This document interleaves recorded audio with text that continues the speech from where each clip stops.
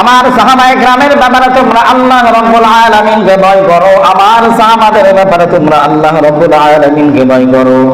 লা তাত্তাখিযুহুম গরাদাম মিন বাদি, আমার পরে তোমরা আমার সাহাবায়ে কেরামকে সমালোচনার পাত্র হিসেবে গ্রহণ করবে না, তোমরা আমার সাহাবায়ে কেরামকে নিয়ে তোমরা সমালোচনা করবে না। ফামান আহাব্বাহুম ফাবিহুব্বি আহাব্বাহুম, নবীজি বলেন যেই ব্যক্তি আমার সাহাবায়ে কেরামকে ভালোবাসলো সে আমাকেই ভালোবাসলো। ওয়ামান আবগাদাহুম ফাবিবুগদি আবগাদাহুম, আর যেই ব্যক্তি আমার সাহাবায়ে কেরামের সঙ্গে বিদ্বেষ পোষণ করলো সেই ব্যক্তি প্রকৃতপক্ষে আমার সঙ্গেই বিদ্বেষ পোষণ করলো। আলহামদুলিল্লাহ আলহামদুলিল্লাহিল্লাযী হাদানা লিহাযা ওয়া মা কুন্না লিনাহতাদিয়া লাউলা আন হাদানাল্লাহ, ওয়া নাশহাদু আন লা ইলাহা ইল্লাল্লাহু ওয়াহদাহু লা শারীকা লাহু, ونشهد أن محمدا عبده ورسوله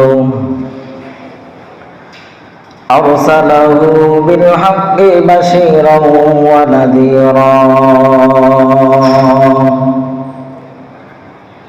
وداعيا إلى الله بإذنه وسراجا منيرا.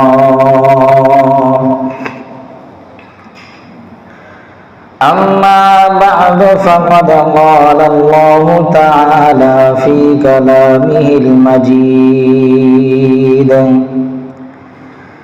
أعوذ بالله من الشيطان الرجيم. بسم الله الرحمن الرحيم.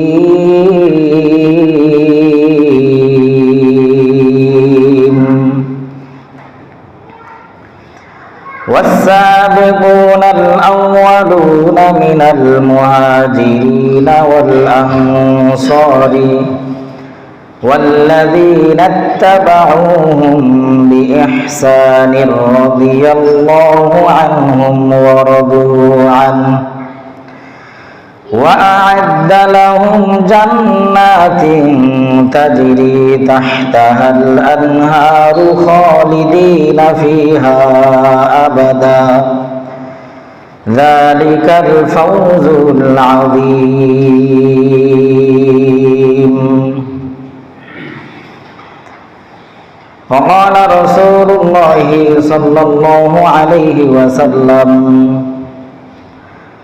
الله الله في أصحابي لا تتخذوهم غرضا من بعدي فمن أحبهم فبحبي أحبهم ومن أبغضهم فببغضي أبغضهم. وقال عليه الصلاة والسلام: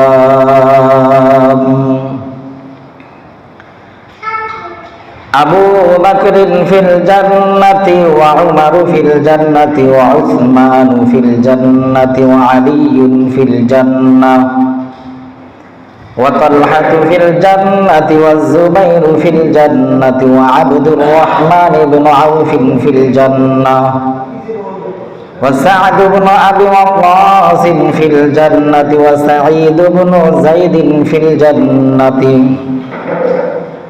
وأبو عبيدة بن الجراح في الجنة كما رواه الترمذي. وقال الله تعالى في شأن حبيبه: إن الله وملائكته يصلون على النبي يا أيها الذين آمنوا صلوا عليه وسلموا تسليما. اللهم صل على محمد وعلى آل محمد كما صليت على إبراهيم وعلى آل إبراهيم إنك حميد مجيد اللهم بارك على محمد وعلى آل محمد كما باركت على إبراهيم وعلى آل إبراهيم إنك حميد مجيد ربي زدني علما ربي زدني علما ربي زدني علما ربي اشرح لي صدري ويسر لي أمري واحلل عقدة من لساني يفقهوا قولي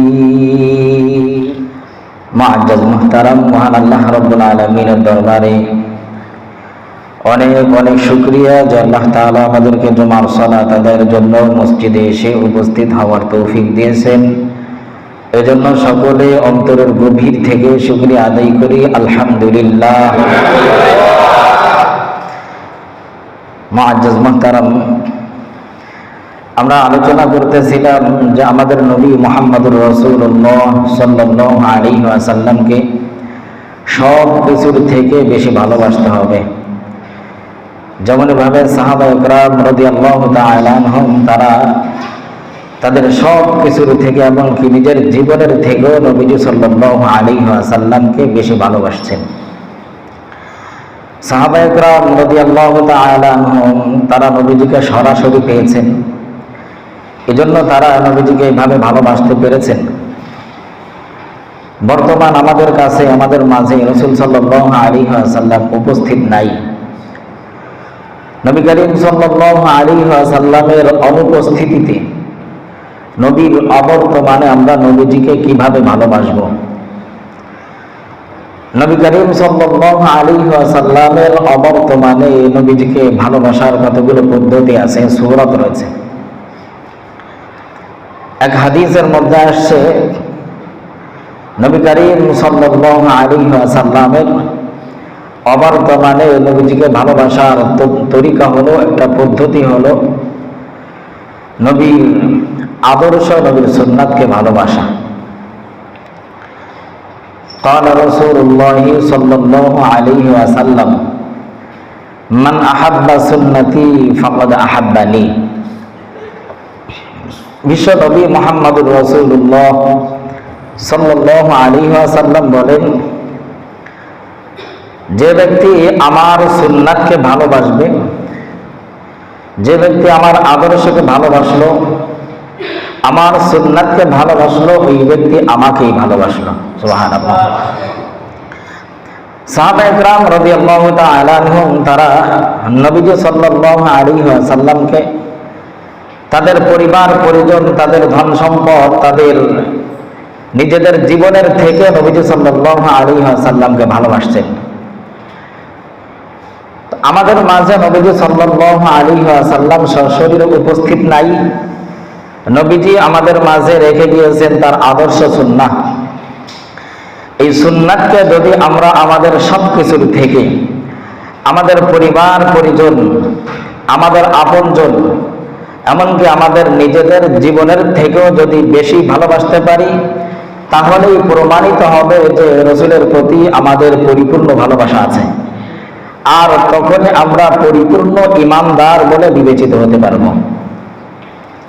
এজন্য মেরা মুহতারাম, অনেক মানুষ অনেক সময় দেখা যায় যে আল্লাহর রাসূল সাল্লাল্লাহু আলাইহি ওয়াসাল্লামের কোনো সুন্নাতকে নিয়ে, রাসূলের কোনো আদর্শকে নিয়ে যখন সমালোচনা করা হয়, নবীজির কোনো সুন্নাতকে নিয়ে যখন উপহাস করা হয়, টিটকারি করা হয়, অবমাননা করা হয়, দাড়ি টুপি পর্দা ইসলামের কোনো বিধানকে নিয়ে যখন এরকম হাসি তামাশা করা হয়, অবজ্ঞা করা হয়, কটূক্তি করা হয়, তখন দেখা যায় এক শ্রেণীর প্রকৃত আশিক রাসূল যারা আছে, প্রকৃত রাসূল প্রেমিক যারা আছে, এরা নিজেদের জীবনের মায়া না করে এটার প্রতিবাদ জানানোর জন্য তারা ময়দানে ঝাঁপায় পড়ে।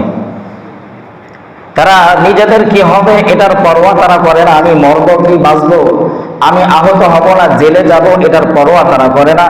নিজেদের জীবনের মায়া না করে রাসূল সাল্লাল্লাহু আলাইহি ওয়াসাল্লামের ভালোবাসায় রসুলের আদর্শের মহাব্বতে তারা ময়দানে ঝাঁপায় পড়ে। অনেকে চিন্তা করে এটা অতিরিক্ত বাড়াবাড়ি। না ভাই, এটা বাড়াবাড়ি না। দেখেন, আমাদের পরিবারের কোনো ব্যক্তি, যেমন আমাদের বাবা, যদি সম্মানিত কোনো ব্যক্তি হয়ে থাকেন, সমাজের মধ্যে গ্রহণযোগ্য কোনো ব্যক্তি হয়ে থাকেন, তার ব্যাপারে কোনো কেলেম না থাকে, সমাজের সবাই তাকে সম্মানিত ব্যক্তি হিসেবে খুব সম্মান করে, ভালোবাসে, তিনি কোনো অপরাধ করেন না, তো এরকম একজন আমাদের সাধারণ একজন বাবা, তার সমাজের মধ্যে এতটুকু মর্যাদা থাকার কারণে যদি কোনো অসভ্য আদবহীন কোনো ব্যক্তি যদি আমাদের ওই বাবার চরিত্রকে নিয়ে খারাপ কথা বলে, খারাপ মন্তব্য করে, তাকে যদি আঘাত করে, তাকে যদি কোনো খারাপ কথা বলে, আমরা এটা বরদাস্ত করতে পারি না।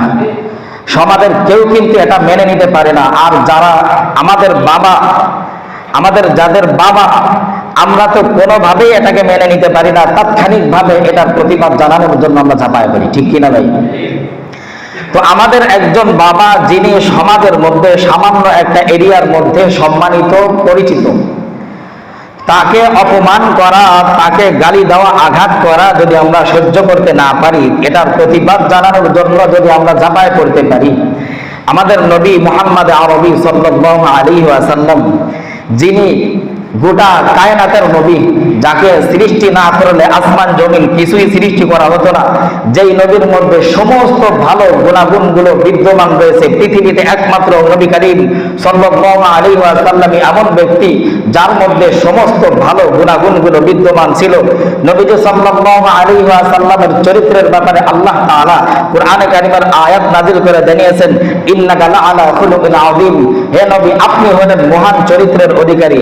তো যেই নবীর চরিত্রের ব্যাপারে আল্লাহ তাআলা কুরআনের আয়াত নাযিল করে জানিয়ে দিয়েছেন আপনি শ্রেষ্ঠ চরিত্রের অধিকারী, এই নবীর চরিত্রকে নিয়ে যদি কোনো নাস্তিক, মুরতাদ, কোনো আদবহীন বিআদব ব্যক্তি যদি কোনো খারাপ মন্তব্য করে, তাহলে প্রকৃতপক্ষে আশিকে রাসূল যারা আছে, প্রকৃতপক্ষে ইসলাম প্রেমিক যারা আছে, এরা ঘরে বসে থাকতে পারে না। কথা ঠিক কিনা? এই জন্যই এক শ্রেণীর রসুল প্রেমিক, প্রকৃতপক্ষে রসুল প্রেমিক যারা, এরা দেখবেন ময়দানের মধ্যে ঝাঁপায়া পড়েছে যে রসুলের এই আদর্শকে নিয়ে, ইসলামের এই বিধানকে নিয়ে কেন অবমাননা করা হলো। জীবনের মায়া তারা করে না। আমরা হয়তো অনেকে তাদেরকে নিয়ে হাসাহাসি করি যে এরা একটু কিছু শুনলেই আর লাফালাফি শুরু করে দেয়। ভাই, প্রকৃতপক্ষে ইসলামের মোহাব্বত যে তাদের মধ্যে আছে, রসুলের ভালোবাসা যে তাদের মধ্যে আছে, তারা যে এটা করে, এটার মাধ্যমে প্রমাণিত হয় যে রসুলের ভালোবাসা প্রকৃতপক্ষে তাদের মধ্যে আছে, তারা প্রকৃতপক্ষে ঈমানদার।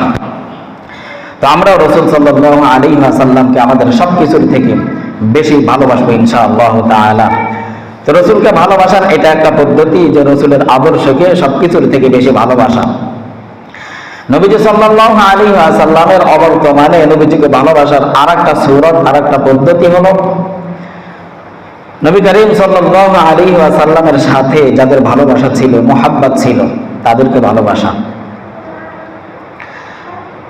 আমাদের সাথে যদি কোনো ব্যক্তির ভালোবাসা তৈরি হয়ে যায়, কোনো ব্যক্তির সাথে যদি আমাদের দেখেন মোহাব্বত যদি তৈরি হয়ে যায়, ওই ব্যক্তির আপনজন, ওই ব্যক্তির আত্মীয় স্বজন যারা আছে, মোহাব্বতের ব্যক্তি যারা আছে, তাদেরকেও কিন্তু আমাদের কাছে ভালো লাগে।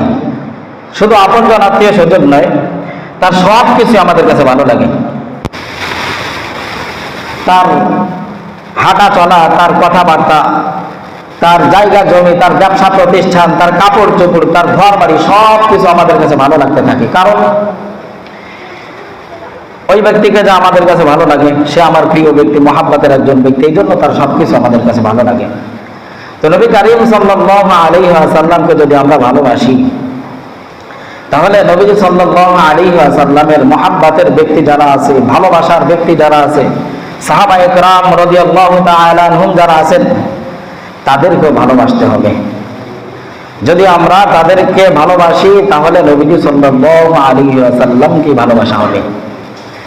আল্লাহর হাবিব সাল্লাল্লাহু আলাইহি ওয়াসাল্লাম বলেন, আল্লাহ আল্লাহ ফি আসহাবি লা তাত্তাখিযুহুম গরাদাম মিন বাদি ফামান আহাব্বাহুম ফাবিহুব্বি আহাব্বাহুম ওয়া মান আবগাদাহুম ফাবিবুগদি আবগাদাহুম।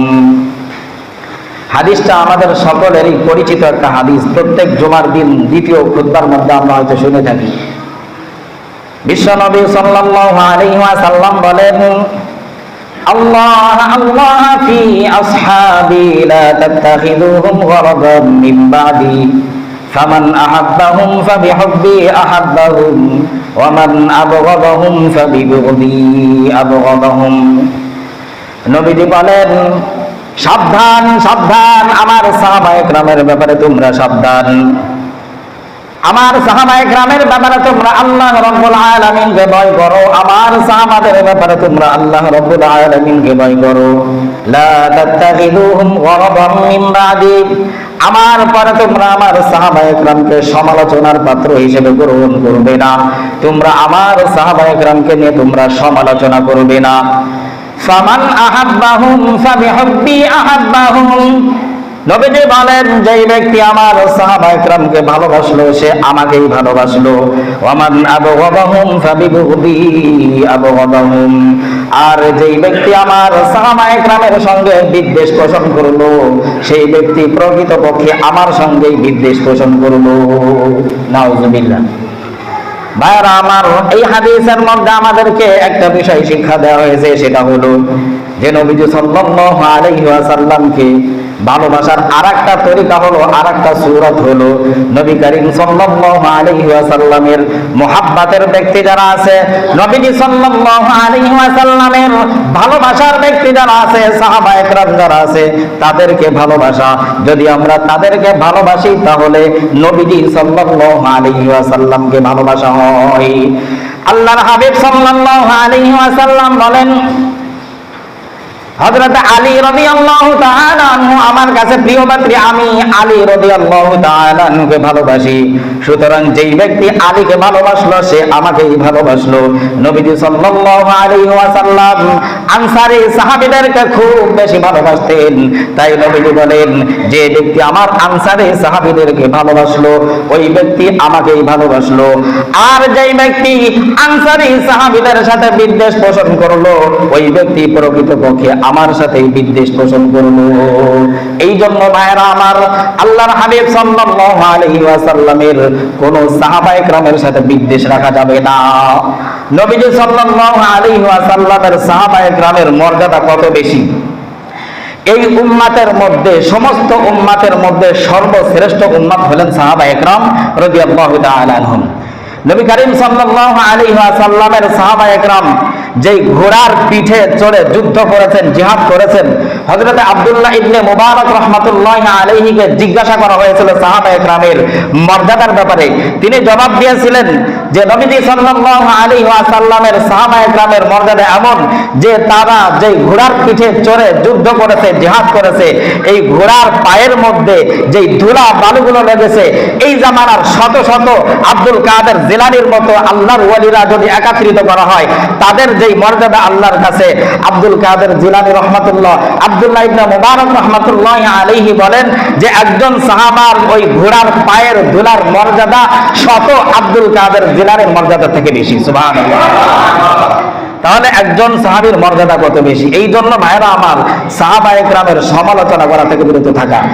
অনেক মানুষ অনেক বাংলা বই পুস্তক পড়ে সাহাবায়ে কেরামের বিরোধিতা করে, সমালোচনা করে, খুঁজে খুঁজে দোষ বের করে। ওই সাহাবার এই দোষ ছিল, এই সাহাবা এই ত্রুটি করেছে, এই সাহাবা এটা করেছে, ওটা করেছে। আমার আর আমাকে আর আপনাকে সাহাবায়ে কেরামের দোষ বের করার অধিকার কেউ দেয় নাই। আজ থেকে 1450 বছর আগের সাহাবায়ে কেরাম, এই জামানায় এসে কি এমন পণ্ডিত আমরা কত কিছু মানুষ হয়ে গিয়েছি যে খুঁজে খুঁজে তাদের দোষ বের করি। সাহাবায়ে কেরাম রাদিয়াল্লাহু তাআলা আনহুম, তারা ছিলেন এই উম্মাতের মধ্যে সর্বশ্রেষ্ঠ।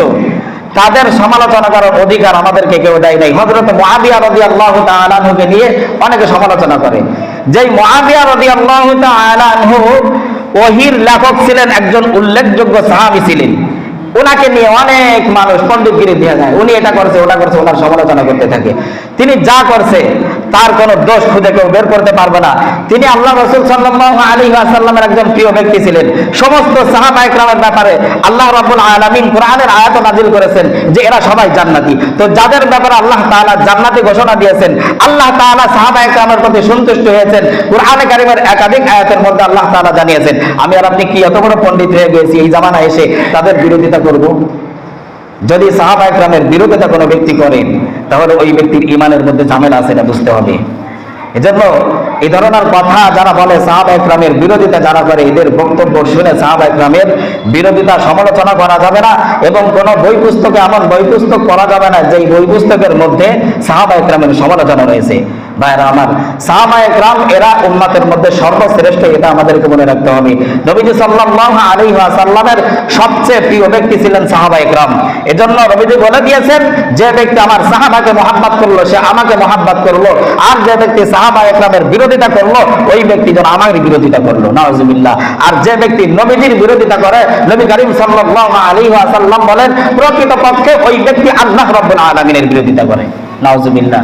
এজন্য কোন সাহাবা একরামের বিরোধিতা আমরা কেউ করব না, সাহাবা একরামের সমালোচনা আমরা কেউ করব না, কেউ বললো এটা আমরা গ্রহণ করব না ইনশাআল্লাহ তাআলা। সাহাবা একরামের ঈমান কত মজবুত ছিল, তাদের আদর্শ কত সুন্দর ছিল, আল্লাহ তাআলা তাদের ব্যাপারে কোরআনে কারিমের বিভিন্ন আয়াতের মধ্যে জানিয়ে দিয়েছেন তাদের আদর্শ কেমন ছিল। তাদের ঈমানের ব্যাপারে আব্দুল্লাহ ইবনে ওমর রাদিয়াল্লাহু তাআলা আনহুকে জিজ্ঞাসা করা হয়েছিল যে তাদের ঈমান কেমন ছিল। আব্দুল্লাহ ইবনে ওমর রাদিয়াল্লাহু তাআলা আনহু বললেন, আল ঈমানু ফি কুলুবিহিম আযমু মিনাল জাবাল। আব্দুল্লাহ ইবনে ওমর রাদিয়াল্লাহু তাআলা আনহু জানিয়ে দিলেন তাদের অন্তরের মধ্যে ঈমান এত শক্তভাবে ছিল, এত শক্তভাবে তাদের অন্তরের মধ্যে ঈমান প্রতিষ্ঠিত ছিল, যেমন ভাবে জমিনের মধ্যে পাহাড় শক্তভাবে প্রতিষ্ঠিত। পাহাড় যেমন ধাক্কায় এক জায়গা থেকে আরেক জায়গায় নেওয়া কখনোই সম্ভব নয়, পাহাড় এক জায়গা থেকে আরেক জায়গায় সরায় নেওয়া যেমন সম্ভব নয়, সাহাবা একরামের ঈমান এত শক্ত ছিল, এত মজবুত ছিল যে তাদেরকে জুলুম করে, নির্যাতন করে, শাস্তি দিয়ে ঈমান থেকে তাদেরকে সরানো এমন এর থেকে বড় কঠিন ছিল। হযরত সুমাইয়া রাদিয়াল্লাহু তাআলা আনহা একজন বার্ধক্য মহিলা ছিলেন, বৃদ্ধা মহিলা। বেঈমানরা ইসলাম গ্রহণ করার কারণে সুমাইয়া রাদিয়াল্লাহু তাআলা আনহুকে এত প্রচুর পরিমাণ জুলুম আর নির্যাতন করেছে যে মারতে মারতে সুমাইয়া রাদিয়াল্লাহু তাআলা আনহাকে দুনিয়া বিদায় করে দিয়েছে। সুমাইয়া রাদিয়াল্লাহু তাআলা আনহা শাহাদাত বরণ করেছেন, কিন্তু এই বেঈমানদের কাছে তার ঈমান তিনি বিক্রি করে দেন নাই। সুবহানাল্লাহ। তিনি এই জুলুম সহ্য করতে করতে বার্ধক্য বয়সে দুনিয়া থেকে বিদায় নিয়েছেন, শাহাদাত বরণ করেছেন, এরপরও ঈমান থেকে বিন্দু পরিমাণ তিনি সরে যান নাই। হযরত বিলাল রাদিয়াল্লাহু তাআলা আনহুকে কত কঠিন জুলুম আর নির্যাতন করা হয়েছে। বিলাল রাদিয়াল্লাহু তাআলা আনহুকে প্রচন্ড রৌদ্রের সময় আরব দেশের উত্তপ্ত এই বালুর মধ্যে শোয়ায় রাখা হতো, বুকের মধ্যে বড় একটা পাথর দিয়ে চাপা দিয়ে রাখা হতো। এরপর বিলাল রাদিয়াল্লাহু তাআলা আনহু তিনি ঈমান থেকে বিন্দু মাত্র সরে যান নাই। এত শক্ত ঈমানের অধিকারী ছিলেন সাহাবা একরাম রাদিয়াল্লাহু তাআলা আনহুম।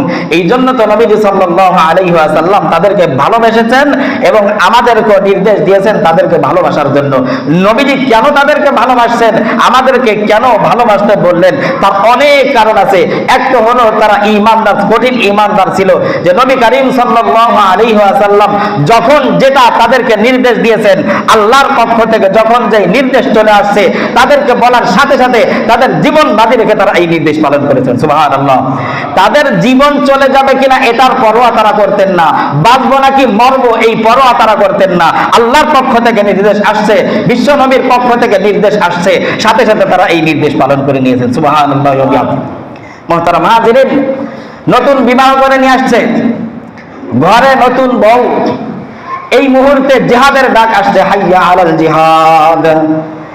কানের মধ্যে যখন এই আওয়াজ পৌঁছেছে, সাহাবা একরাম রাদিয়াল্লাহু তাআলা আনহুম ইসলামের নির্দেশ কেমন পালন করেছেন। ঘরে নতুন বিবি এটা দেখারও তিনি চিন্তা করেন নাই, খোলা তলোয়ারটা বের করে নিয়ে যুদ্ধের ময়দানে ঝাঁপায় পড়েছেন, যুদ্ধ করতে করতে শহীদ হয়ে গিয়েছেন। নতুন বিবিকে দেখার সুযোগ তিনি পান নাই। এত বেশি ত্যাগ তারা করেছেন, যার কারণে আল্লাহর কাছে তারা প্রিয় হয়েছে, নবীজি সাল্লাল্লাহু আলাইহি ওয়াসাল্লামের কাছে তারা প্রিয় হয়ে গিয়েছে। সাহাবা একরামের একটা বড় বৈশিষ্ট্য হলো তারা একজন আরেকজনের প্রতি অনুগ্রহশীল ছিলেন। আল্লাহ তাআলা সূরাতুল ফাতহের মধ্যে সাহাবা একরামের অনেকগুলো বৈশিষ্ট্য বর্ণনা করেছেন, তার মধ্যে থেকে একটা এটা রুহামাউ বাইনাহুম। সাহাবা একরাম রাদিয়াল্লাহু তাআলা আনহুম তারা একজন আরেকজনের প্রতি অনুগ্রহশীল ছিলেন। অন্য এক আয়াতের মধ্যে আল্লাহ রাব্বুল আলামিন বলেন, ويؤثرون على أنفسهم ولو كان بهم خصاصة তারা নিজেদের উপর অন্যকে প্রাধান্য দিতেন। নিজের একটা জিনিসের প্রয়োজন, এই নিজের যে জিনিসটা প্রয়োজন এটা অন্য আরেকজন মুসলমান ভাইয়ের আরেকজন ভাইয়ের অনেক প্রয়োজন, নিজের প্রয়োজনটা তারা দেখতেন না, অন্যের প্রয়োজনটা তারা পুরা করতেন। নিজেরটাকে ত্যাগ করে দিয়ে অন্যকে তারা প্রাধান্য দিতেন। ইয়ারমুকের যুদ্ধের সময় এক ঘটনা, ইয়ারমুকের যুদ্ধের সময় প্রচন্ড যুদ্ধ, অনেক সাহাবা একরাম শাহাদাত বরণ করেছেন, অনেক সাহাবা একরাম ক্ষত বিক্ষত রক্তে রঞ্জিত অবস্থায় ময়দানের মধ্যে পড়ে আছেন। কেউ মৃত্যু শয্যায় শায়িত কাতরাচ্ছেন, পানির পিপাসায়, আশপাশে কোথাও পানি নাই। হযরতে যহম রাদিয়াল্লাহু তাআলা আনহু, আবু যহম রাদিয়াল্লাহু তাআলা আনহু দূরে কোন জায়গা থেকে এক মস্ক পানি নিয়ে আসছেন, পানি পান করাবেন আহত মুজাহিদ ভাইদেরকে। পানি নিয়ে ময়দানে যখন আসছেন, খুঁজতে খুঁজতে গিয়ে তার চাচাতো ভাই আহত অবস্থায় পড়ে আছে, তাকে তিনি পেয়েছেন। চাচাতো ভাইকে পানি পান করাবেন মুমূর্ষু অবস্থায়, মুখের কাছে মস্ক নিয়েছেন, পানি পান করবেন। এমন সময় তাদের পাশ থেকে আরেকজন মুজাহিদ ভাইয়ের আর্তনাদ তাদের কানে ভেসে আসে। পানি পানি বলে তিনি চিৎকার করেছিলেন। হযরতে যহম রাদিয়াল্লাহু তাআলা আনহুর চাচাতো ভাই ইশারা করে দেখা দিলেন যে আমার ওই মুজাহিদ ভাইয়ের কাছে যাও, আমার থেকে হয়তো তার পানির পিপাসা বেশি লেগেছে। আবু যহম রাদিয়াল্লাহু তাআলা আনহু আশ্চর্য হয়ে গেলেন, সে মুমূর্ষু অবস্থায় পানি পান করার জন্য চিৎকার করেছেন, আর এমন সময় অন্য আরেকজন মুজাহিদ ভাই আহত, তাকে পানি পান করানোর জন্য তিনি পানি পান করবেন না, তিনি চলে গেলেন দ্বিতীয় এই মুজাহিদ ভাইয়ের কাছে। যখন দ্বিতীয় জনের কাছে গিয়েছেন, এই ব্যক্তিও মুমূর্ষু অবস্থায়, শরীরটা রক্তে রঞ্জিত, দুনিয়ার থেকে বিদায় নিয়ে চলে যাবেন এমন একটা মুহূর্ত। এই মুজাহিদ ভাইকে যখন তিনি পানি পান করাতে গিয়েছেন, এই ব্যক্তিকে পানি মুখের কাছে যখন নিয়েছেন, তার থেকে আরেকটু দূরে আরো একজন মুজাহিদ ভাই, তিনিও এমন ক্ষত বিক্ষত অবস্থায় পড়ে আছেন, পানির জন্য তিনিও কাতরাচ্ছেন। এই ব্যক্তি ইশারা করে ওই তৃতীয় ব্যক্তিকে দেখায় দেয় যে আমার ওই মুজাহিদ ভাইয়ের আমার থেকে হয়তো বেশি পানির পিপাসা লেগেছে, তার কাছে আপনি পানি নিয়ে যান। আবু যহম রাদিয়াল্লাহু তাআলা আনহু আশ্চর্য হয়ে এবার তৃতীয় ব্যক্তির কাছে পানির মস্ক নিয়ে চলে যান।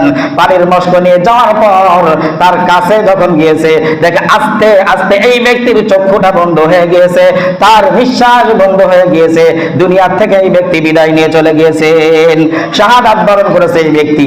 এবার আবু যহম রাদিয়াল্লাহু তাআলা আনহু ফিরে আসছেন দ্বিতীয় ব্যক্তির কাছে। দ্বিতীয় ব্যক্তির কাছে এসে দেখে একই অবস্থা, দ্বিতীয় ব্যক্তিও দুনিয়ার থেকে বিদায় নিয়েছেন, শহীদ হয়ে গিয়েছেন। এবার ফিরে আসলেন প্রথম ওই ব্যক্তি, যেই ব্যক্তি তার চাচাতো ভাই ছিল। চাচাতো ভাইয়ের কাছে এসে দেখেন চাচাতো ভাই আর দুনিয়ায় নাই, চাচাতো ভাই সেও শহীদ হয়ে গিয়েছেন, দুনিয়ার থেকে বিদায় নিয়েছেন। একজন আর একজনকে প্রাধান্য দিতে গিয়ে তিনজনই দুনিয়া থেকে বিদায় নিয়ে চলে গিয়েছেন। তারা কেমন ছিল যে একজন নিজের পিপাসা পানি পান না করে আর একজনকে পানি পান করানোর জন্য পাঠিয়ে দিচ্ছেন যে আমার অমুক ভাইয়ের পানির পিপাসা বেশি লেগেছে। তাদের থেকে আমাদের শিক্ষা নেওয়া দরকার মেরে মুহতারাম। তারা যেরকম একজন আর একজনের প্রতি অনুগ্রহশীল ছিল, আমরা যদি এভাবে একজন আর একজনের প্রতি অনুগ্রহশীল হয়ে যাই, তাহলে আমাদের সমাজের মধ্যে অশান্তি থাকবে না। নবী করিম সাল্লাল্লাহু আলাইহি ওয়াসাল্লাম ইন্তেকাল করলেন। নবীজি সাল্লাল্লাহু আলাইহি ওয়াসাল্লামের ইন্তেকালের পর সবচেয়ে গুরুত্বপূর্ণ বিষয় হয়ে দাঁড়ালো খলিফা নিযুক্ত করা। নবীজি দাফন না করে সাহাবা একরাম এই ফিকিরে নেমে পড়লেন যে কাকে খলিফা হিসেবে নিযুক্ত করা যায়। মদিনার মধ্যে একজনের বাসার তারা বসলেন মিটিং করার জন্য, পরামর্শের জন্য যে কাকে খলিফা নিযুক্ত করা যায়। মিটিং করার পর, পরামর্শ করার পর মুহাজির এবং আনসারী দুই শ্রেণীর সাহাবা একরাম ছিলেন, সবাই মিলে এই সিদ্ধান্তে উপনীত হলো যে কুরাইশদের মধ্য থেকে কাউকে খলিফা হিসেবে নিযুক্ত করতে হবে। বিভিন্ন কারণে তারা এই সিদ্ধান্তের উপর উপনীত হলেন। হযরতে আবু বকর সিদ্দিক রাদিয়াল্লাহু তাআলা আনহু দাঁড়ালেন যে কুরাইশদের মধ্য থেকে খলিফা নিযুক্ত করতে হবে, তো কাকে নিযুক্ত করা যায়। আবু বকর সিদ্দিক রাদিয়াল্লাহু তাআলা আনহু তিনি দাঁড়িয়ে ঘোষণা করলেন যে হযরতে ওমর ফারুক রাদিয়াল্লাহু তাআলা আনহু এবং আবু উবাইদা রাদিয়াল্লাহু তাআলা আনহু এই দুইজনের মধ্য থেকে যে কোনো একজন খলিফা হলে সবচেয়ে ভালো হয়, এটা করা সবচেয়ে উচিত। যখন আবু বকর রাদিয়াল্লাহু তাআলা আনহু এই দুইজনের নাম ঘোষণা করেছেন, হযরত ওমর ফারুক রাদিয়াল্লাহু তাআলা আনহু, আবু উবাইদা রাদিয়াল্লাহু তাআলা আনহু, এই দুইজন তখন কি করেছেন? খুশিতে তারা লাফানো শুরু করেন নাই যে আমাদের নাম ঘোষণা করা হয়েছে, আমরা খলিফা হব, আমরা পৃথিবীর বাদশাহী করব। এই খুশিতে তারা লাফানো শুরু করেন নাই। দুজন দাঁড়িয়ে গিয়েছেন। দাঁড়িয়ে গিয়ে হযরত ওমর ফারুক রাদিয়াল্লাহু তাআলা আনহু বললেন, হে আবু বকর, আপনি দুনিয়াতে থাকা অবস্থায় আমরা খলিফা হব, এটা কোনোদিন হতে পারে না। কারণ আপনি আল্লাহর রাসূল সাল্লাল্লাহু আলাইহি ওয়াসাল্লামের সবচেয়ে প্রিয় ব্যক্তি। আপনি আল্লাহর রাসূল সাল্লাল্লাহু আলাইহি ওয়াসাল্লামের সাথে মক্কা থেকে মদিনায় হিজরত করেছেন। সওর গুহার মধ্যে আপনি আল্লাহর রাসূল সাল্লাল্লাহু আলাইহি ওয়াসাল্লামের সঙ্গে ছিলেন। আপনার ব্যাপারে কোরআনে কারিমের আয়াত নাযিল হয়েছে, ওয়ালা লা তাহজান ইন্নাল্লাহা মা'ানা। হে আবু বকর, আপনি দুনিয়ায় থাকা অবস্থায় আমরা খলিফা হব, এটা হতে পারে না।